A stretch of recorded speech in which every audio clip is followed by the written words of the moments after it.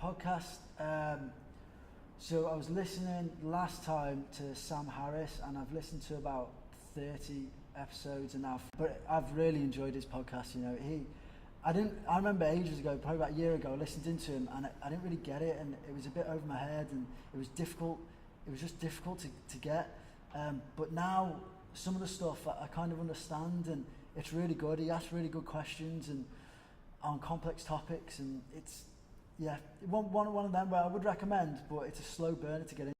Analysis, which is a BBC Radio 4 podcast, and it's about half an hour long each one.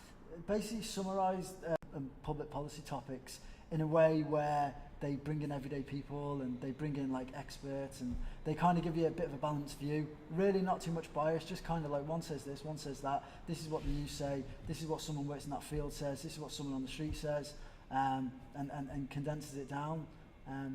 So quite good and condensed for half an hour anyway.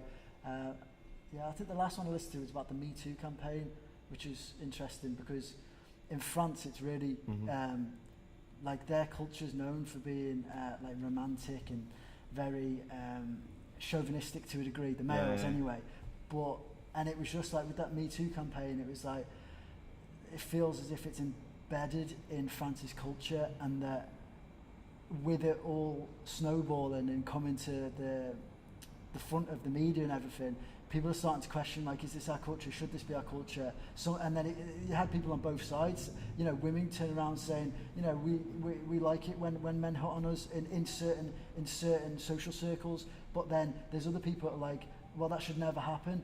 And then it's just they just basically interview two people of opposing sides to a degree and just ask the opinion. And they do that for all the topics that they do. Like they did one on Brexit, where there was a guy that went in Oxford and like 90% voted to remain, but then he was initially from Wakefield, so he went up to Wakefield and it was the opposite. And so he's asking people in a chippy, you know, why in or out, but he's asking people in a pub down in Oxford, why in and out.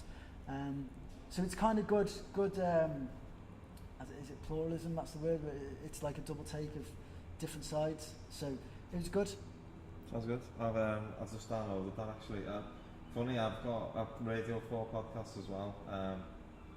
Been looking for some fresh podcasts to listen to really. The Bottom Line with, is it Evan Williams, the guy who does Dragon's Den? Yes. Yeah. So the presenter. He's the presenter, yeah. Right. But it's just I've been looking for like a real like broad podcast to listen to. Like I had a little look at some of the LSE stuff. McKinsey do one, but just was a bit. A lot of the McKinsey stuff anyway was, I think, aimed at people 2-3 levels above me. Yeah, I see. So you know, how to be a CEO is not particularly useful for me at the minute, but some of these Bottom Line topics would look really interesting. I listened to, on the way down, I listened to Why Companies Do Bad Things, which was looking at how things like the LIBOR scandal and PPI, how that started, you know, what were the early decisions, how was it covered up, why was the decision to cover it up made. It was good. They had a few experts on, and what like the original rogue trader, some guy who was worked in Singapore in the 80s. I know you went. Not Bassett. What's the guy's name? I've read his book. Neil. No. Evan Davis. What was the guy's name? Nick Leeson. Nick Leeson, that's it. Yeah, Sarah George on, who is a partner at Stevenson Harwood, who are basically an exec headhunter company. He had Adrian Furman on, professor of psychology, and a couple of other people. But it was really interesting. Some of the other titles you got: should CEOs have term limits? Oh, sorry, I was getting a bit mixed up there because I listened to half of another one on the way down as well. But I also listened to should CEOs have term limits? There's one on franchising, co-working spaces. Will 5G revolutionise our lives? Is strategy necessary for success? Just loads of really quite varied topics really. Terry Leahy's doing one, I'll have a listen to that. So yeah, just the department stores again, yeah, it's just a little topical but interesting, yeah. Just loads of quite just 28 minutes, half an hour long of a little deep dive into a subject. I think enough that I like something that I can learn from interesting guests. Like Radio 4 is great. There's loads of really good stuff on there. Yeah, it is. It's high quality, to be fair. Yeah, and really relevant topics, like the one you were just saying. Then the co-working. I'm pretty sure the Analysis has done something that's similar. And then what was the other one that was there? The co-working, high street department stores, all that type of stuff. It's questions that you want answer, or you want a perspective on, because it's a bit up in the air, isn't it? And what it's obviously good at as well is it's obviously British focused. Yeah. So a lot of the stuff that we read and we hear from marketing and business is very Americanized. Yeah. It's dealing with Sears and Walmart. It's not dealing with, Asda as Walmart, but it's not dealing with John Lewis and Debenhams. Yeah. So it's very different over there. We're slightly ahead. We're a bit more online than they are, and it's just different challenges, and it's nice to get that view of just a bit more of a British slant on things, I think.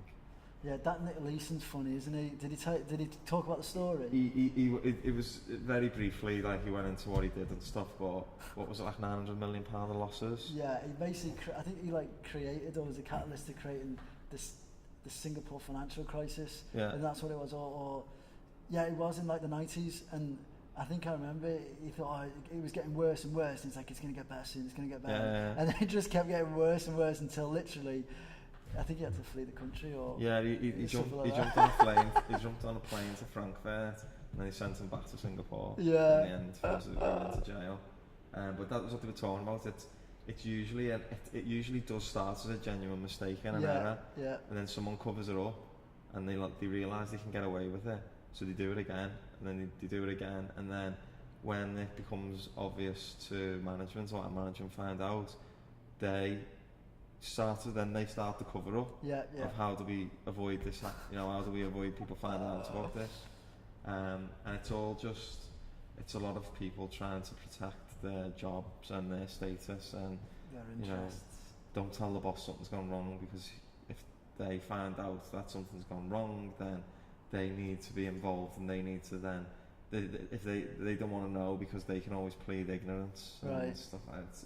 It's all just the world economic position is just being held on to by people not wanting to seem bad to the boss. But I also but want to give Tim Fennis and Jocko Willink another whirl, I think, start listening to those guys again. And I've not listened to it yet, because I'm not an expert on the subject, but I feel like all of the different podcasts I've listened to over the years, I feel like I know enough about sleep now to know that I knew plenty of it. But a couple of my mates have been banging on about Joe Rogan. He interviewed Matthew Walker, who's a sleep expert. Okay. And talking about the need to get 7 hours, and what you should be doing before you go to bed and things like that. But this heat, by the way, I've not slept properly for 3 weeks. It's horrendous. But they've all loved that. So if you want to know about sleep, get on that episode. Get your 8 hours. I get my Fitbit. Entertainment before evening on the screen, and apart from Love Island at the moment. No.